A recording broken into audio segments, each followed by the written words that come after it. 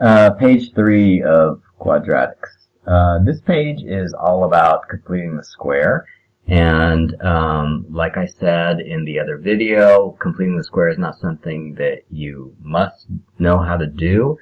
Unless you want to get a 7 on the IB exam, then you probably should learn how to do it. But whenever they ask you to complete the square, it's always possible to do it using the method of find the x coordinate with negative b over 2a, and then find the y-coordinate by plugging in the resulting x into the equation. But I'm going to show you on this page how to actually complete the square because some people want to know. So, whenever you have completing the square, you're going to have the standard form on one side, and on the other side you're either going to have 0 or y, either way. In this case we happen to have 0. Okay? So what you're going to do first is you are going to take the first two terms, the x squared term and the x term, and you're going to write it off to the left, and then you're going to leave a little space, and then you're going to put the plus 1 after that, and then you're going to put the right side, either equals 0 or equals y.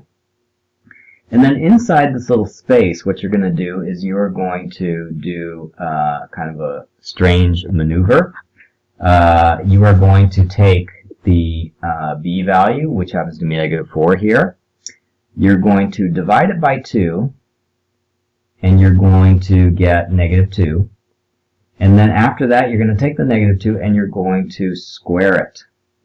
And it's quantity squared, so you put parentheses around it, and so -2 times -2, or -2 quantity squared, is 4.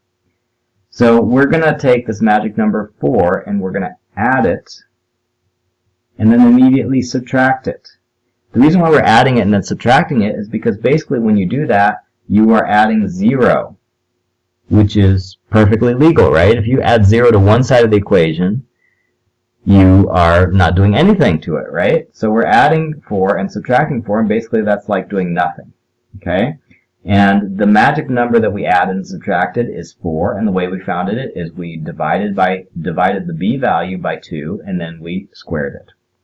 And then the reason why we did that is, now I'm going to show you why, we're going to group the +4, but not the -4, together with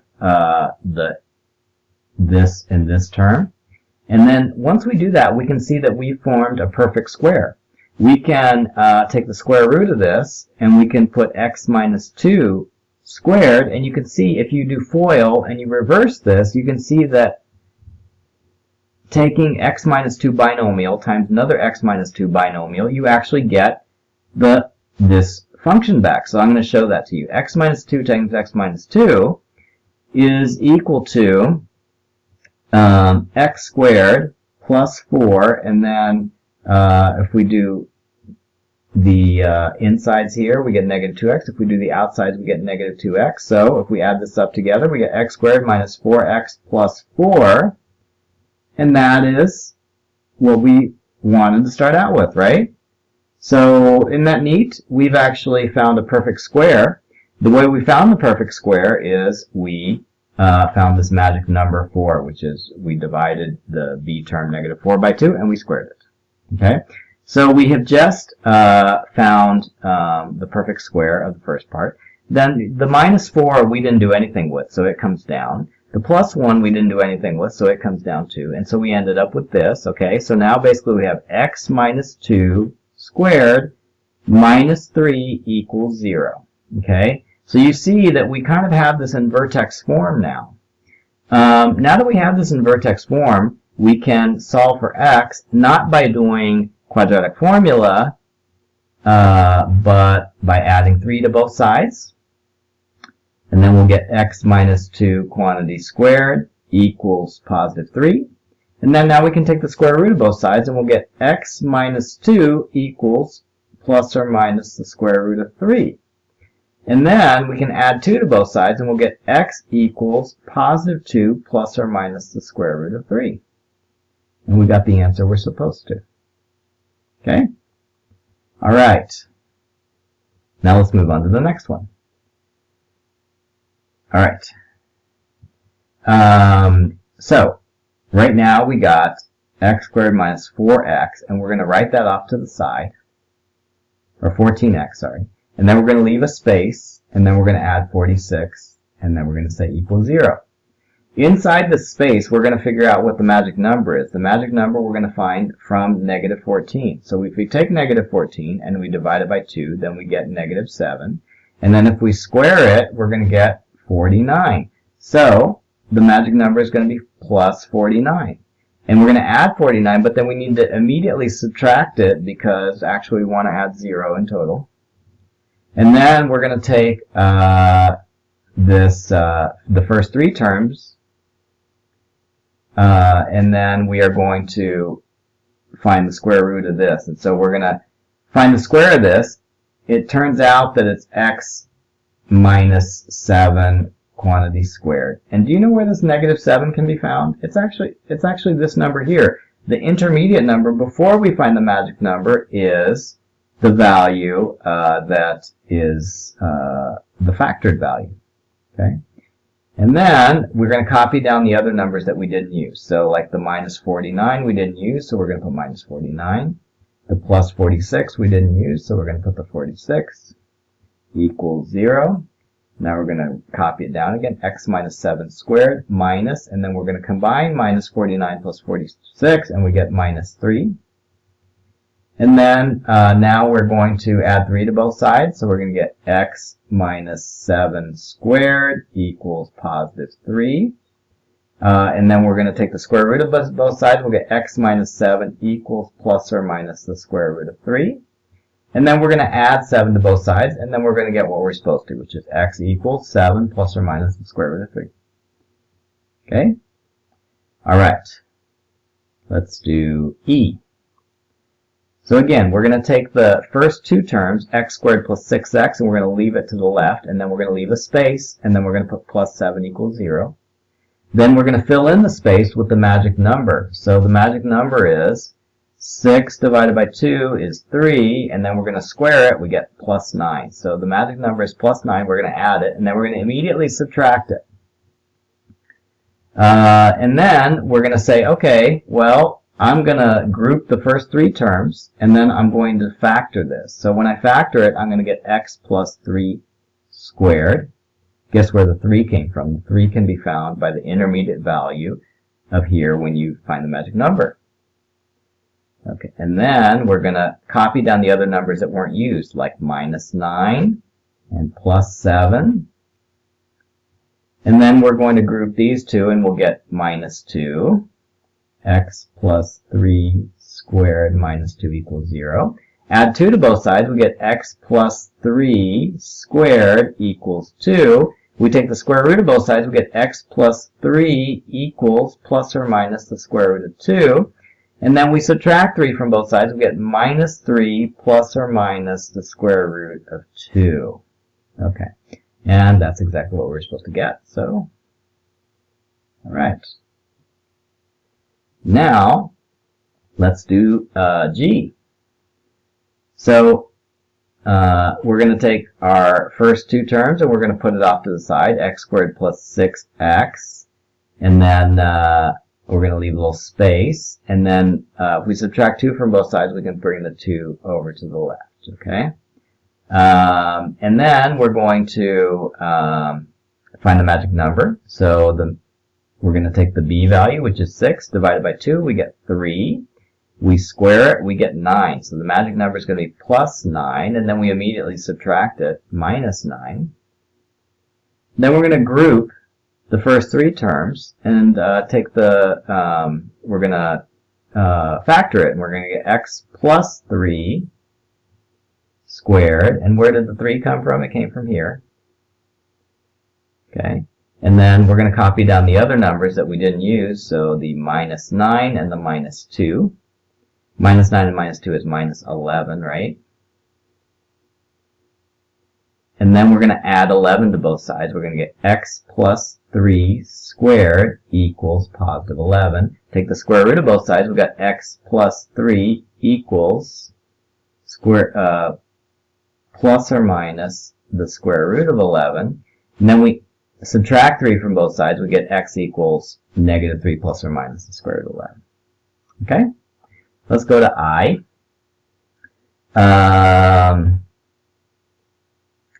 So, just to vary things, I'm not going to bring the negative 11 to the left side. We'll just leave it on the right side. We'll see what happens.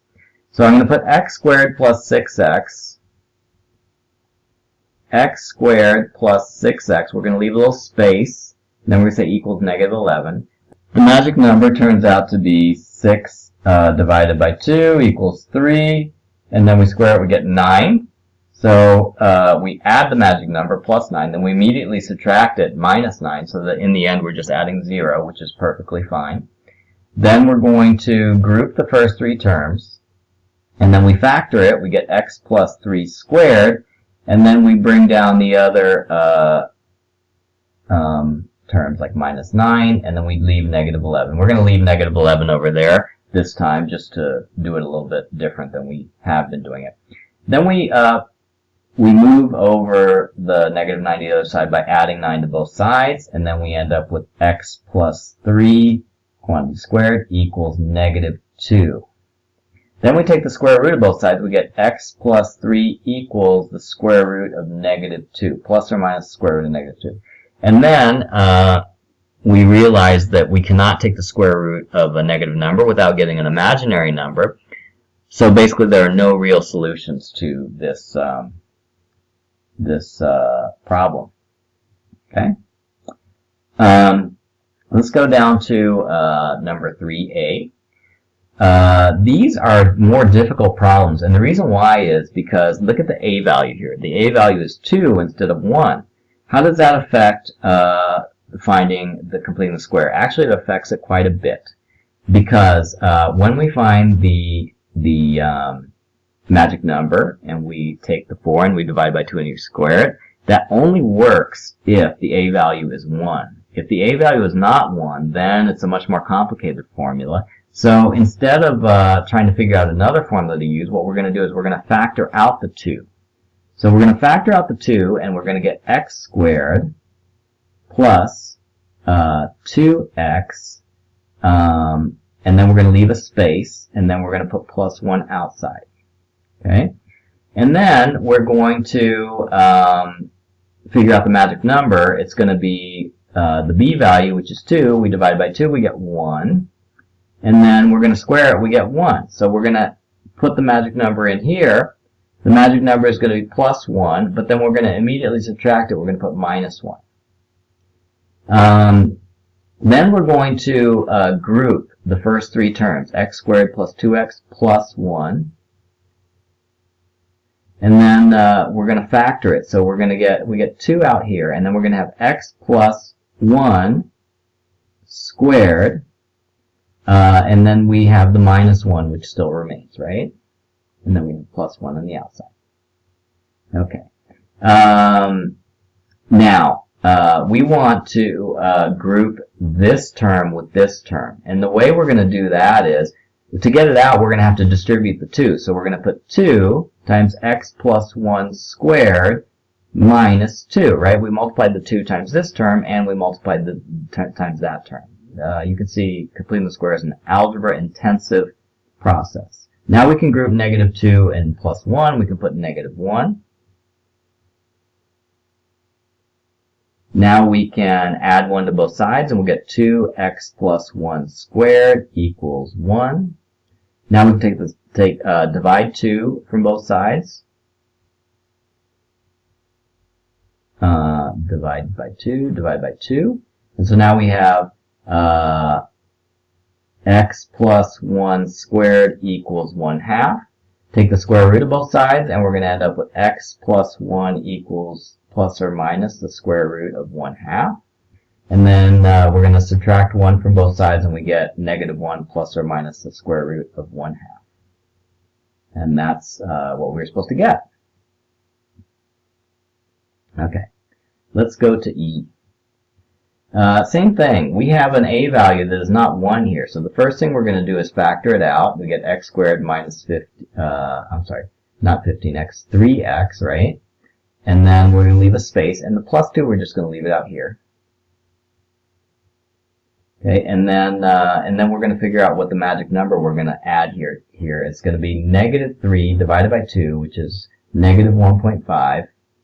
And then we're going to square it. If we square 1.5, we're going to get 2.25. So here inside this little thing, we're going to add 2.25, and we're going to immediately subtract 2.25. Okay. And then we're going to group the first three terms, and then we're going to find the factored form, and it's going to be that. Where did we get the negative 1.5? It's the intermediate value for when we were finding the magic number. And then we're going to distribute the 5, so we're going to have minus 5 times negative 2.25, right? This came down from here. This came... Oh, I put the minus twice. We don't need to put the minus twice. Okay, there we go. Plus 2 equals 0. Now we're going to rewrite this part. Nothing changed here. And then we're going to multiply 5 times 2.25. It's going to give us, I'm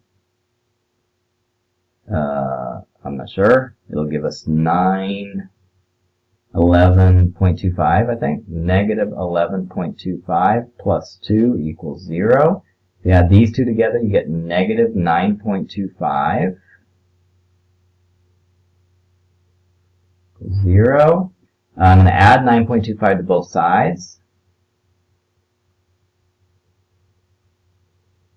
Take the square, divide both sides by 5. We're going to get x minus 1.5 squared equals, and 9.25 divided by 5 is going to be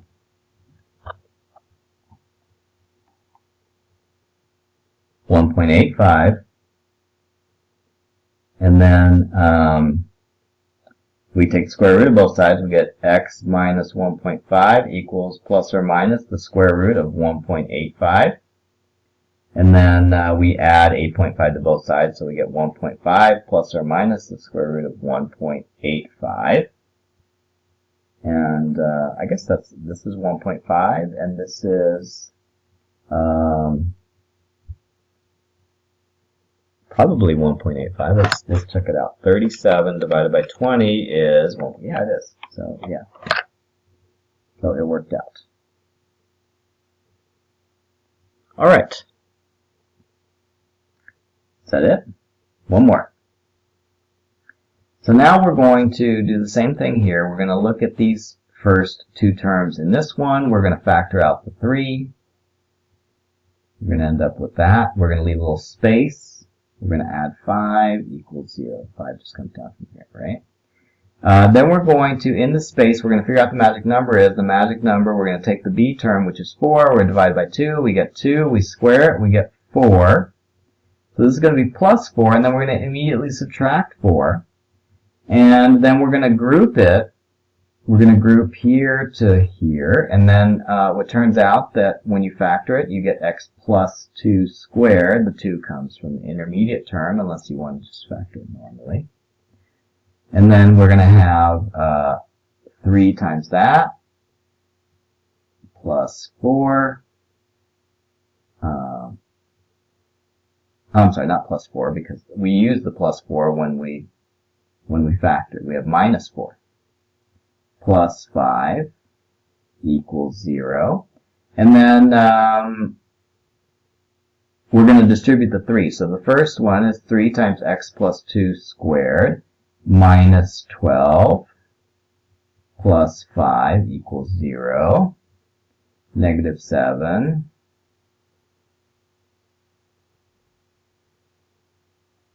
Add 7 to both sides, we get 3x plus 2 squared equals 7.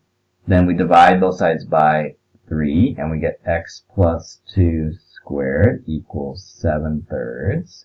Then we take the square root of both sides, we get x plus 2 equals square root of 7/3.